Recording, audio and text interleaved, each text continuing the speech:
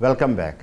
ہم بات کر رہے تھے پاکستان کا جو اس وقت نظام جس کے حوالے سے وزراء ہی کہہ رہے ہیں کہ یہ مفلوج ہو چکا ہے, اس کو کیسے ٹھیک کیا جا سکتا ہے, اس میں کون کون سے آئینی راستے ہیں.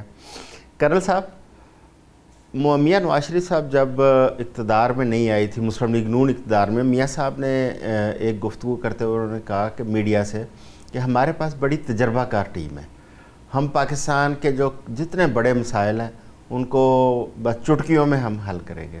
اس کے بعد احسن اقبال صاحب نے یہی بات کی, خواجہ آصف صاحب نے کی, تمام لیڈرشپ یہی بات کرتی رہی, ایون کہ پیپلز پارٹی کا بھی یہی دعویٰ تھا.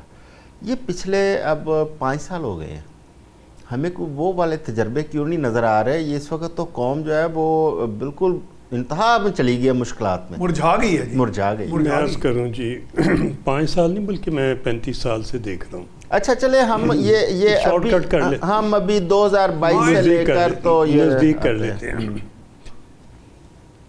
میں ذکر کرنا مناسب نہیں سمجھتا, جب بھی میں man to man, ministry to ministry, political appointment, مشیر یا وزیر دیکھتا ہوں اور اس کی میں کوالیفیکیشن دیکھتا ہوں, کمپیٹنس ایکسپیرینس دیکھتا ہوں, اور اس کی کیپیبلٹی کہ وہ اکاؤنٹیبلٹی کر سکے, گورننس دے سکے, وہ کسی کو سیک کر سکے. بڑے کو سیکٹری کو نہیں کر سکتے, کسی پی این کو کر سکتے. کیپیبل ہے کہ نہیں ہے کہ نہیں ہے. رزلٹ آپ بھی ایک ایک کو دیکھ لیں, میں بھی دیکھ لیتا ہوں, لیڈرشپ کو بھی پتہ ہے. تو اگر آپ ایسے ہی لوگ چن کے لگائیں گے تو پھر میں یہی کہوں گا, افسوس در افسوس شہینہ بنا تو, افسوس در افسوس شہینہ بنا تو, دیکھے نہ تیری آنکھ نے فطرت کے اشارات. تقدیر کے قاضی کا فتویٰ ہے ازل سے, جو آج ہم فیل کر رہے ہیں کہ جھٹکے کیوں لگ رہے ہیں سسٹم کو. تقدیر کے قاضی کا فتویٰ ہے ازل سے, ہے جرم ضعیفی, ہے جرم نالیکی کی سزا مرگ مفاجات. نالیکی صحیح کہا. یہ ایک المیہ ہے کہ پاکستان میں دعوے تو ساری سیاسی جماعتیں کرتی ہیں کہ ہم اقتدار میں آئیں گے تو ہم یہاں پہ دودھ اور شہد کی نہریں بہا دیں گے, لیکن عملاً آج اس وقت قوم جن مسائل سے گزر رہی ہے, میرا خیال ہے کہ ہمارے پچھلے مسائل کو بھول چکی ہے. اعظم بھائی میں ذرا 2-4 لفظ کہنا چاہوں گا کہ میں کرنا کیا چاہیے. جو لوگ ذمہ دار ہیں جنہوں نے لوکل باڈیز کے الیکشن نہیں کرائے اور لوگوں کو نیچے تک نہ سیاست سکھائی, نہ لیڈرشپ سکھائی, نہ پولیٹیکل پارٹیوں کو تنظیم بنائی, ان کو میرا خیال ہے آنریبلی ابھی سائڈ پہ ہو جانا چاہیے, خود ہی ہو جانا چاہیے. دوسری یہ کہ یہ آپ کو لوکل باڈیز ہر قیمت پہ بنانی پڑے گی اور اس کی لیجسلیشن کر کے امپاور کرنا پڑے گا. صرف ووٹ دے دینے سے یا علاقوں میں ووٹ مینیج کر لینے سے نہ تو وہ خود ہو جائیں, ہٹ جائیں, نہیں تو موسم نقوی ہٹا دیں گے. نہ تو وہ دیکھیے جہاں آپ نیچے تک دیکھتے ہیں, آپ کا کونسلر پہلی سیڑھی چڑھتا ہے, اس کی قابلیت دیکھیں, اس کی کوالیفیکیشن دیکھیں, اس کا ایکسپیرینس دیکھیں, اس کی امپلائمنٹ دیکھیں کہ آپ کو کیا نظر آتا ہے. وہ کاروباری ہے, وہ بیوروکریٹ ہے, وہ فوجی ہے, وہ کوئی امپورٹر ہے, وہ ایکسپورٹر ہے, وہ کوئی تھنک ٹینک ہے, وہ کوئی میڈیا کا ہے. اس کے مطابق اس کی کیریئر کی کوئی شیپنگ کرے. آپ اور کچھ نہیں دیکھتے. آپ کے پاس ایک تنظیم ہے جو لوگوں کو اچھی لگتی ہے, کچھ کو بہت بری لگتی ہے, افواج کی تنظیم. ان کا دیکھیں کہ وہ ایک بچے کو بالکل را مٹیریل کو کالج سے اٹھاتے ہیں, اسی جنریشن زی کے بچے کو لیتے ہیں, اس کو ریفارم نہیں کر دیتے, ٹوٹل چینج کر دیتے, کرتے ہیں سسٹم سے, کرتے ہیں محنت کرتے ہیں. بھائی یہ آپ بیوروکریٹ پہ کیوں نہیں کرتے؟ یہ آپ جو لیڈرشپ اور مورل کوالٹیز اور کریکٹر کوالٹیز اور کریج اور کمپیٹنس یہ آپ ہر جگہ کیوں نہیں کرتے؟ قوم بناؤ, ملک بچاؤ. قوم نہیں بنائی, کسی لیڈر نے قوم نہیں بنائی, 78 سال میں کسی نے نہیں بنائی. کیوں نہیں بناتے؟ جب تک نہیں بنے گی, صرف صوبے بنانے سے قوم نہیں بن جائے گی. ایک ایک فیکٹر کو لیں, ایک ایک چیز کو لیں, اس کے اوپر کام کریں اور اس کے اوپر لوگ ذمہ دار لگائیں, اس کی مانیٹرنگ کریں, امپلیمنٹیشن دیکھیں اثر کیوں نہیں ہو رہا. جو درمیان میں رکاوٹ ہو اس کو فوری طور پہ فارغ کر دیں. اکاؤنٹیبلٹی کریں. کی تھی ہم نے اکاؤنٹیبلٹی. آپ اکاؤنٹیبلٹی کریں ہر بیوروکریٹ کی, ہر ہیڈ آف دی ڈپارٹمنٹ کی. 78 سال کی کریں. اتنا فنڈ دیا تھا, یہ پروجیکٹ تھے, کیا بنایا, کدھر گیا. لیڈرشپ کو پوچھیں, آپ کو اتنے بلین ہر سال بجٹ ملا, کتنے پروفیٹیبل پروجیکٹ آپ نے بنائے, کتنا پروفٹ ہر پروجیکٹ آپ کا دے رہا ہے. یار جب ہم اپنی فیکٹری لگاتے ہیں نا, قرضہ ہی لے کے لگاتے ہیں. ہم تو 3 سال میں قرضے سارے پروفٹ سے ادا کر دیتے ہیں.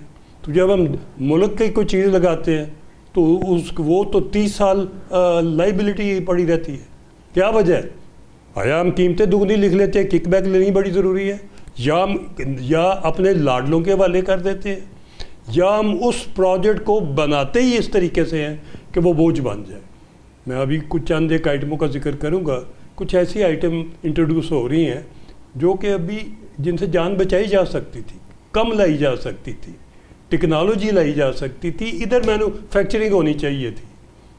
مگر جب ہم دیکھتے ہیں کہ یہ تو چند ایک کی بجائے 100 میں اور 1000 میں امپورٹ ہو رہی ہیں, بابا پیسے کدھر سے دو گے؟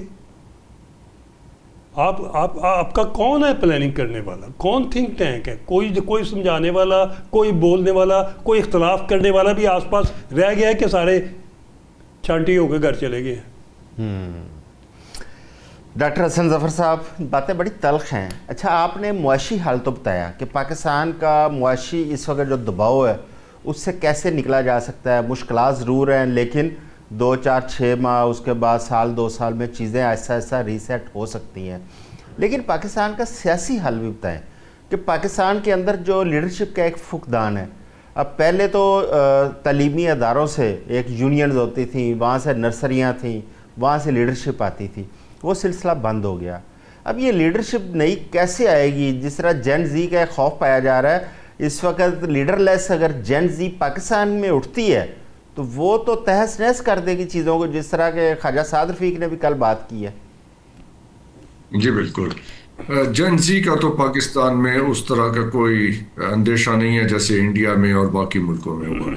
اگر اس بارے میں بات کی گئی ہے تو اس سے میں یہ اندازہ لگاتا ہوں کہ اس کا اشارہ تھا امریکہ کی طرف کہ وہاں سے کوئی ریجیم چینج کی کوشش نہ کی جائے, اس لیے کہ جو امریکی اس وقت فرمائشیں کر رہے ہیں مشرق وسطیٰ کی صورتحال کے حوالے سے وہ پاکستان کے لیے قابل قبول نہیں ہے.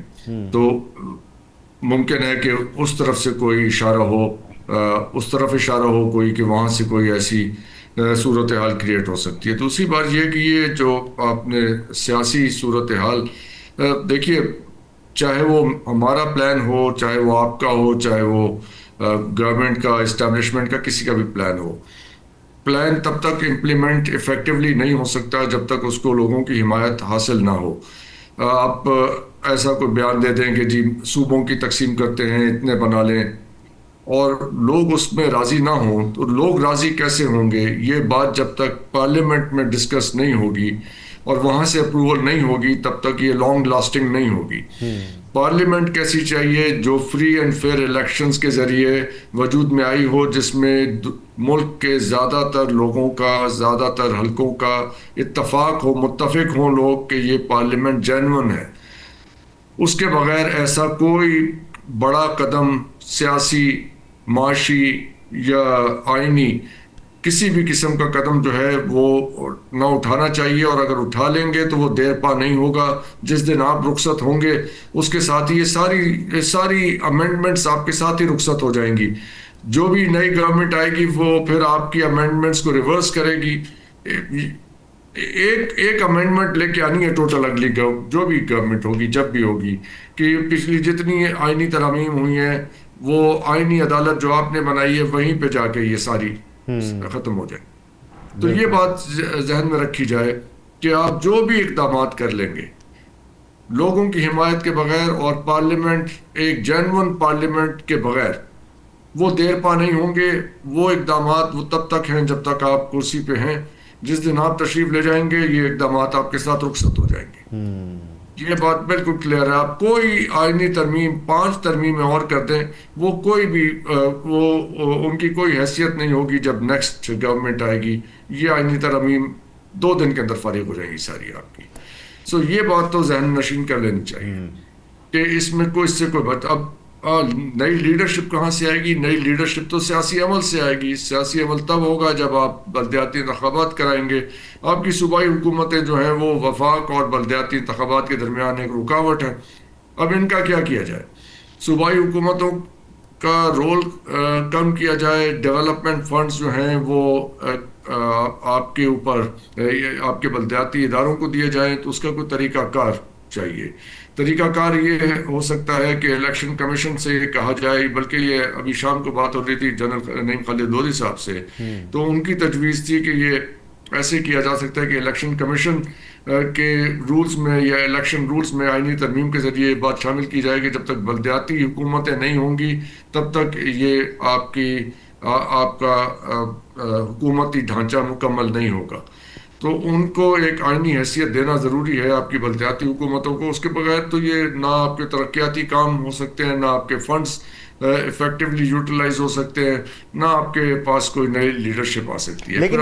لیکن ڈاکٹر صاحب جو اس وقت ہمارے پارلیمنٹیرینز ہیں، چاہے وہ ایوان بالا میں ہے، ایوان زیری میں ہے، ان کا تو سارا دار و مدار ڈیولپمنٹ فنڈز کے اوپر ہوتا ہے، اور ان کی کوشش یہ ہوتی ہے کہ وہ ڈیولپمنٹ فنڈ ملے. اور آپ کو پتہ ہے کہ ساری بلکہ پاکستان کا بچہ جانتا ہے کہ کتنے پرسنٹ ڈیولپمنٹ فنڈ جو ہے وہ پریکٹیکلی استعمال ہوتا ہے اور کتنے پرسنٹ جو ہے وہ کرپشن کے نظر ہو جاتا ہے.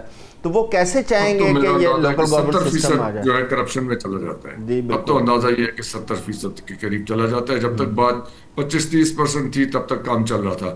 اب اس بارے میں طریقہ کار طے کرنا ہوگا کہ آپ کے جو ایم پی ایز اور ایم این ایز ہیں انہیں کوئی ترقیاتی فنڈ نہیں دیے جائیں گے. جب تک یہ بات آپ ٹھیک نہیں کرتے تب تک پھر یہ ایم پی اے، ایم این اے، بیوروکریٹس اور یہ ٹھیکیداروں کا ایک نیکسس ہے جس نے سارے سسٹم کو ہائی جیک کیا ہوا ہے. اس کے اندر پراپرٹی ڈیلرز بھی آ گئے ہیں، اس کے اندر بہت سارے اور طبقے، یا ایکسپورٹ مافیا ہے، پراپرٹی ڈیلر.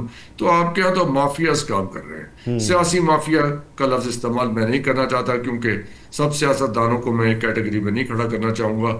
میرے دل میں آج بھی اس بات کی قدر ہے کہ پاکستان کے پاس سیاسی پارٹیاں ہیں، ان میں جو بھی نقائص ہیں وہ چاہے فیملی کارپوریشنز ہیں جیسی بھی ہیں، لیکن سیاسی پارٹیاں ملک کا ایک ایسٹ ہیں. ان کی بہتری کے لیے کوئی عمل ہونا چاہیے. کوئی ایسا میکنزم بنے کہ انٹرا پارٹی الیکشنز وغیرہ جو ہیں ان پہ توجہ دی جائے. جیسے ہی آپ نے پی ٹی آئی کے لیے کیا کہ جی انہوں نے پارٹی الیکشنز نہیں کرائے یا جو بھی ان کے، تو ایسا سب کے لیے کریں تاکہ سب پارٹیاں پابند ہوں پارٹی الیکشنز کرانے پہ.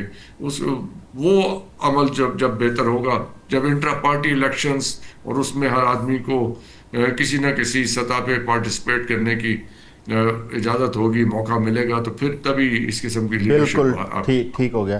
اچھا جی، اب ذرا کشمیر کے الیکشن پہ بھی آ جائیں.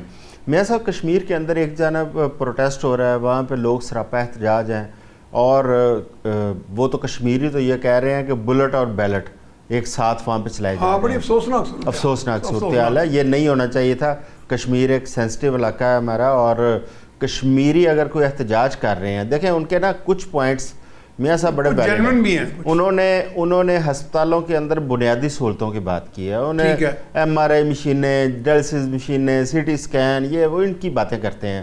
اچھا، دوسرا اگر وہ بجلی اور آٹے کی بات کرتے ہیں وہ تو حکومت نے مانا بھی تھا. 12 سیٹوں کی جہاں تک بات ہے، آج ہم نے انتخاب ہوتے ہوئے دیکھا لاہور کے اندر بہت سارے پولنگ اسٹیشن بنے تھے، اور ہم نے اپنی آنکھوں سے وہ پولنگ اسٹیشن خالی دیکھے لاہور کے. اور ویسے وہ ووٹر کا بھی وہ میرا خیال ہے تعداد بھی بہت تھوڑی ہے. جی، تعداد تھوڑی. اور دوسرا ایک بڑی عجیب و غریب ایک صورتحال ڈاکٹر صاحب آج سامنے آئی کہ قصور کے اندر ایک پولنگ اسٹیشن بنا ہے، وہاں پہ صرف 2 ووٹر ہیں.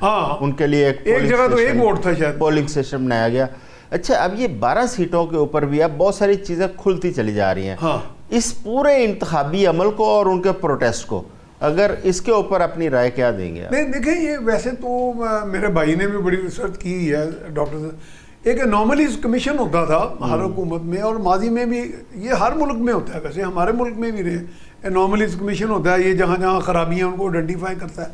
اچھا، اس طرح آپ کے یہاں محکمے ہوتے تھے جو پہلے بڑے مؤثر تھے، organisation and method, ways and means, اس طرح کے محکمے کہ وہ ہر وقت یعنی میں نے ابھی آپ کے ایک چٹکلا سا چھوڑا تھا کہ ورکنگ نہیں ہوتی یہاں پہ. یعنی جب آپ اقتدار میں آ جاتے ہیں پھر وہ جو بیوروکریسی تو وہی ہے.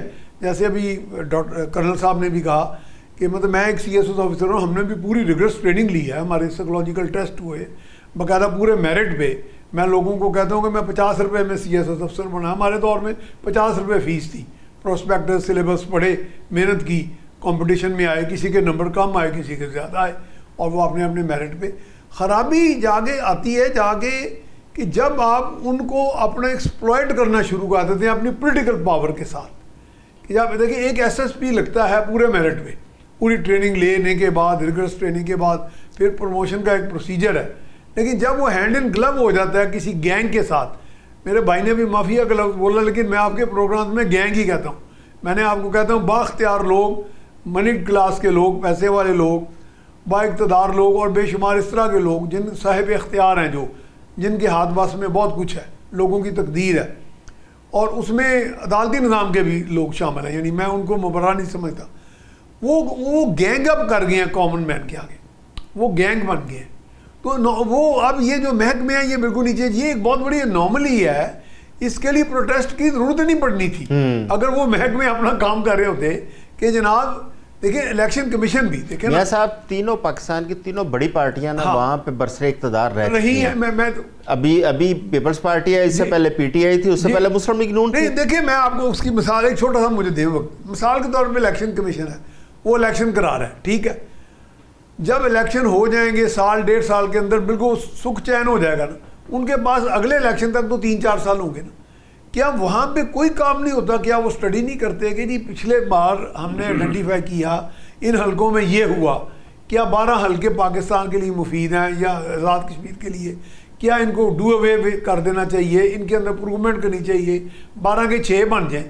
جس طرح کہ آپ کے بجٹ کے لیے پروپوزلز آتی ہیں اوپر کہ جی پچھلے سال ہمیں 50 اسامیوں کے لیے اتنے پیسہ چاہیے تھا. اس طرح یہ کام اگر کرتے رہیں تو یہی سب سے بڑی ریفارم ہے. دراصل حکومت کوئی بھی اقتدار میں آتی ہے, کوئی ادارہ بھی جب وجود میں آتا ہے وہ اپنا کام کرنا چھوڑ دیتا ہے. وہاں پہ پولیٹیکل ایگزیکٹو کا کام ہے. پولیٹیکل ایگزیکٹو نہ تو کوئی جن ہوتا ہے نہ اس کے پاس جادو کا چراغ ہوتا ہے, اس کے بعد لوگوں کی ول ہوتی ہے. جیسے ابھی ڈاکٹر صاحب نے بڑی اچھی بات کی کہ اگر وہ ایک جینوئن ریپریزنٹیٹیو ہے تو اس کے پاس پیپلز ول ہے پیچھے. اس ول کو استعمال کرتے ہوئے وہ انہیں کہتا ہے کہ بھائی آؤ, جس طرح ابھی کرنل صاحب کہہ رہے ہیں کہ یہ کام آپ نے کیسے کیا, آگے کیسے امپروومنٹ کرنی ہے, اگلے 5 سالوں میں ہم نے کیا کرنا ہے. میرا ذاتی خیال ہے کہ جب اقتدار میں آتے ہیں, میں آج ایک بڑے اپنے قریبی دوست کے پاس بیٹھا تھا, وہ اس وقت صاحب اقتدار لوگوں کا بہت قریبی عزیز ہے پنجاب کے. تو اس نے کہا جناب اتنی آپ نے کہا نا فنڈ, ہیوی فنڈز, اس نے کہا جی میں بتا نہیں سکتا, میرا اپنا وہ فلاں جو عزیز اس کا بھائی ہے تو وہ ان کا یعنی توتی بولتا ہے پورے پنجاب میں. تو کہتا ہے جی کہ اتنے فنڈ آئے کہ میں بیان نہیں کر سکتا. میں کہا جی وہ کس کھاتے میں آئے؟ کہتا آئے ڈیولپمنٹ فنڈ کے کھاتے میں, لیکن تصور یہ تھا کہ ایک خوف تھا اوپر ٹاپ کے لوگوں میں کہ کہیں ہم اقتدار سے ہاتھ نہ دھو دیں, ان لوگوں کو رجا دیں تو ان کو اپنا گرویدہ بنا لو. لیکن جب وقت ریورس ہوتا ہے تو پھر وہ گرویدہ لوگ بھی آپ کے اگینسٹ نہیں. اب دیکھیں ہاں کرنل صاحب, یہ جو وہاں پہ جوائنٹ ایکشن ایک کمیٹی سامنے آئی 2023 میں سامنے آئی, اس سے پہلے سیاسی جماعتیں ہی تھیں. اچھا, اس کے بعد ہم نے دیکھا کہ وہاں کی عوام وہ سیاسی جماعتوں سے بہت زیادہ متنفر نظر آئی. کیا اس کی یہ وجہ ہو سکتی ہے کہ سیاسی جماعتوں نے اتنی سپیس وہاں پہ پیدا کر دی کہ وہ سپیس جوائنٹ ایکشن کمیٹی نے جو بات کی, انہوں نے ان کی نبض پہ ہاتھ رکھا, وہ لوگوں کو زیادہ پسند آئی اور لوگوں نے رسپونڈ کیا, اور جو وہاں پہ سیاسی جماعتیں حکومتیں کرتی رہی ہیں انہوں نے ان کو مسائل کو ایڈریس نہیں کیا, جس کی وجہ سے لوگ آج اتنے متنفر نظر آ رہے ہیں. دیکھیے اعظم بھائی, یہ عوام تو سارے ملک کا حال یہی ہے. سیاسی پارٹیوں نے عوام کے ساتھ اقتدار میں آنے کے بعد نہیں کام کیا, اور کام کرتے ہوئے میرٹ کا اور دیانتداری کا اور ایفیشنسی کا دھیان نہیں رکھا, اور ہمیں ٹیکنالوجی کی طرف, ڈیجیٹائزیشن کی طرف, ہمیں پراسپر پاکستان کی طرف جانے کی بجائے ہم شارٹ کٹ ایسے ڈھونڈتے رہے جن کی وجہ سے یہ مسئلہ ہوا. قرضے پہ قرضہ لینا, ملک چلانا, یار اس کی بجائے تو گھر بیٹھ جانا بہتر ہے. یہ تو کوئی لیڈرشپ نہیں, یہ تو کوئی کمپیٹنس نہیں, یہ تو کوئی کیپیبلٹی نہیں ہے کہ قرضے کا قرضہ لیں اور پھر یہ کہ ہم پیسے مانگنے جائیں تو لوگ ہمارے پاس پیسے 5 بلین 10 بلین رکھنے کا وعدہ کریں اور ساتھ 6% سود بھی جبکہ انٹرنیشنل انٹرسٹ 2.5 سے 3% ہے, 2 سے 3% ہے, 6%. اچھا یہ اس قوم کو پتہ بھی نہیں چلنا تھا یہ جب سعودی عرب اور یو اے ای کے پیسوں کی یہ چیزیں سامنے آئی ہیں, یو اے ای نے جب واپس مانگے ہیں تو پھر قوم کو پتہ چلا ہے کہ اس کا ہم انٹرسٹ دے رہے ہیں. وہ کہہ رہے ہیں. میں ایک چیز عرض کرنا چاہوں گا, دیکھیے ہم نے گھنٹہ گھر کھڑے کیے ہیں پولیٹیکل پارٹیز میں بھی, بیوروکریسی میں بھی, ہر ڈپارٹمنٹ میں, اور الٹیمیٹلی آپ ہر محکمے کے ایک سیکٹری, وہ آل پاورفل بندہ, ایک اکیلا ڈیسیجن لینے والا. تو بھائی ابھی تو گلوبلی انٹیگریٹی کا لیول بہت ڈاؤٹ فل ہو گیا ہوا ہے اور باقی چیزوں کا. تو کیوں نہیں آپ لوگوں نے 20-21 بندوں کی, کمپیٹنٹ بندے کی, ادھر کمپیٹنٹ لوگ بھی ہیں, آنیسٹ بھی ہیں, آپ نے کیوں نہیں ان کو انٹیگریٹ کیا؟ لوکل باڈیز میں کریں, لوکل باڈیز میں کریں, پروونشل گورنمنٹ میں کریں, اسمبلی میں کریں, نیشنل اسمبلی میں, سینٹ میں کریں. آپ 20-30% بندے وہ ان کر دیں کہ جو گورنمنٹ کے اوپر نگرانی بھی رکھ سکتے ہیں اور چلا بھی سکتے. اول تو آپ اپنی پولیٹیکل پارٹی ساری کو ٹرین کریں, نہیں کر سکتے تو کم از کم 30% لوگ تو ایسے آپ ہضم کر لیں کہ جو کام کرنے, کسی نے کام چلانا تو ہے. تو یہ جو آپ نے گھنٹہ گھر کھڑے کیے ہوئے ہیں ان کی پار ختم کریں, ان کی ساری پار ڈیسینٹرلائز کر دیں, اور یہ نیچے گاؤں سے لے کے پنچایت سسٹم سے لے کے اوپر تک لیجسلیشن کے تحت, اسمبلی کی امینڈمنٹ کے تحت اس کو نافذ کریں اور اس کو لیگلائز کریں اور اس کے اوپر عمل کریں. دیکھیں دنیا کا کیا ماڈل ہے. چائنا کیسے کنٹرول کرتا ہے اپنی کمیونٹیز کو. وہ کمیونٹی نہ صرف import export, trade, fund raising, اپنا لا اینڈ آرڈر, ہر چیز کرتی ہے. ابھی تو ایران نے بھی کیسے, انہیں تو اپنا ڈیفنس بھی انٹیگریٹ کر. ہمیں کیوں نہیں ہم آنکھیں کھولتے؟ ہم کیوں اسٹیٹس کیوں کو گدھے بنے ہوئے ہیں؟ ہر وقت ہم یہی کہتے ہیں کہ کوئی سسٹم کو نہ بولے, کوئی چیز کا ذکر. بھائی چیزیں تو اتنی خراب ہو گئی ہیں, بولنا کیا, لوگ تو چیخیں مار رہے ہیں نیچے. بات ہو رہی تھی جوائنٹ ایکشن کمیٹی کی. جوائنٹ ایکشن کمیٹی اگر پولیٹیکل پارٹیز ادھر کام کرتی تو ہمیں آج یہ دن دیکھنا نہ پڑتا. صحیح بات. یہ بھی کہ میں عرض کروں, یا تو ادھر پولیٹیکل پارٹی جاتی نا ادھر اور جی بی میں, ان کو یہ پولیٹیکل رکھتے, اور اگر گئی ہیں تو خدا کا خوف کریں. بہت سینسٹیو ایریا ہے, نیشنل انٹرسٹ کی بات ہے, نیشنل ڈیفنس کی بات ہے, اس کو آپ طریقے سے, سلیقے سے, پیار سے کنٹرول کریں, ان سے بیٹھ کے ٹیبل ٹاک کریں. یہ کہ بلٹ چل رہی ہے بالکل ٹوٹلی بند کر دیں, کوئی کسی جگہ پہ بھی زیادتی نہ ہونے دیں. یہ زیادتی ہونے کے بعد یہ ایک تاریخ کا چیپٹر لکھا جائے گا جو ہم جس کو ٹھیک کرنا بہت مشکل ہے. اس میں چرچ صاحب ویسے انتظامی افسران کا بھی کچھ تھوڑا رول وہاں جی بالکل ہے, منفی رہا ہے, وہ شاید آپ کے نوٹس میں آئی ہوگی. وہاں پہ جو اس وقت آئی جی لگایا گیا ہے, آپ دیکھیں وہ جب پنجاب کے اندر لاہور میں تھے اس وقت بھی ان کی یہاں پہ کارکردگی اور ان کا کردار متنازع تھا, اور اس کے بعد انہیں کشمیر میں ایک سینسٹیو واقعہ لگا دیا گیا. ڈاکٹر حسن صاحب, آج ایک افسوسناک واقعہ پیش آیا سوات کے اندر دہشت گردی کا, اور وہ لوگ امن کا وہاں پہ مطالبہ کر رہے تھے, دہشت گردی کے خلاف ایک پروٹیسٹ کر رہے تھے, اور وہاں پہ انہی کے اوپر ایک دہشت گردی کا واقعہ ہوا. اچھا, یہ دہشت گردی کے خلاف ہم لوگ, ہماری سیکورٹی فورسز نے برد آزمایا, آپریشن لانچ کیے جا رہے ہیں کے پی کے اندر بھی اور بلوچستان کے اندر بھی, لیکن یہ دہشت گردیاں کے رکنے کا نام نہیں لے رہی. کیا اس کے پیچھے کون کون سے عوامل آپ سمجھتے ہیں ایسے ہیں کہ جس کی وجہ سے یہ کم نہیں ہو پا رہی؟ ایک تو بیرونی عوامل تو ہر صورت میں ہیں اس میں, لیکن بیرونی عوامل جو ہیں آپ کی کمزوری کو ہی ایکسپلائٹ کرتے ہیں. آپ کے ہاں جو اس وقت سیاسی ڈسکنٹینٹ ہے, کل کچھ افراد تشریف لائے تھے کوئٹہ سے, وہاں کے رہائشی ہیں, تو ان سے ہم نے پوچھا کہ کیا حل ہے وہاں کے معاملات کا. تو ایک ہی ان کا آئیڈیا تھا کہ آپ پولیٹیکل سپیس دیں لوگوں کو. سرداری نظام سے خوش نہیں ہیں لوگ وہاں, اور اب آپ یہ جو سرداروں کو لیویز اور ان کے ہاتھ میں سب کچھ آپ نے دے رکھا تھا, اس سے آگے بڑھنا ہوگا. یہ تو میں اس سے بہت متفق ہوں. جو کل جنرل احمد شریف صاحب نے یہ بات کی ہے کہ آپ دو چیزیں اکٹھی نہیں چلا سکتے.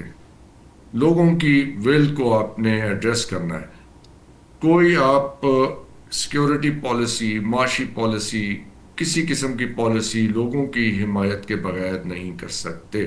اس بات کو ہمیں ذہن نشین کر لینا چاہیے. اور اس میں آپ کو لوگوں کو کے ساتھ ڈائلاگ کرنا ہوگا. جو اس وقت دیکھیے جو آزاد کشمیر میں ہوا نا، جو وہاں پہ ٹرن آؤٹ بہت کم رہا، سیاسی پارٹیوں کا مسئلہ نہیں ہے. آپ کے انتخابی عمل میں لوگوں نے اپنا اعتماد کھو دیا ہے، اس کو بحال کرنا ہے. جب تک وہ بحال نہیں ہوگا، لوگ کیوں آئیں گے آپ کے لیے ووٹ ڈالنے جب آپ نے اپنی مرضی کے ریزلٹس پروڈیوس کرنے ہیں. اور جب لوگ نہیں آئیں گے تو آپ کا اور عوام کا فاصلہ کریٹ ہو جائے گا. جب فاصلہ کریٹ ہو جائے گا تو وہ گیپ پھر بہت سی بیرونی قوتیں اس فاصلے کو ایکسپلائٹ کریں گی. یہی دہشت گردی کی صورت میں ہو رہا ہے، یہی آپ کی معاشی پرابلمز میں ہو رہا ہے، یہی آپ کی سیاسی پرابلم ہے. تو ان سب کا حل یہ ہے کہ جو آپ کا عوام کے ساتھ رابطہ ختم ہو رہا ہے یا دوری پیدا ہوئی ہے، اس کے لیے میجر ریسیٹ تو سب سے پہلے یہ ہے پولیٹیکل ریسیٹ کریں. مینڈیٹ لے لیں، لوگوں سے جا کے پوچھ لیں، اور جو ان کی رائے ہے اس کے حساب سے معاملے کو آگے بالکل ٹھیک ہے. میاں صاحب وقت ختم ہو رہا ہے، آخری 1 منٹ. میں ملیٹنسی کے بہت قریب سے میں نے دیکھا ہوا ہے. یہ دیکھیں یہ ایک بہت بڑا مسئلہ ہے. آئیڈیالوجیکل ریسیٹ کی بھی ضرورت ہے. ہمارے ہاں نظریاتی طور پہ کچھ لوگ ان کے جو پارسائی کا بحروپ ہے نا اس سے متاثر ہیں، اور وہ بعض کا ابھی اس کنفیوژن سے نہیں گئے کہ ہمارا دشمن کون ہے، اور دشمن ہمارے اندر موجود ہیں اور وہی سہولت کار ہیں. اور یہ یقین کریں، میں ایک ہی لفظ کہوں گا، کوئی محروم بندہ، کوئی ناانصافی کا ڈسا ہوا بندہ دہشت گرد نہیں ہے. یہ گروپ ہی اور ہے، یہ کلاس ہی ڈفرینٹ ہے، اور یہ ملیٹنسی کا ایک مائنڈ سیٹ. ڈاکٹر صاحب آپ کچھ کہہ رہے تھے.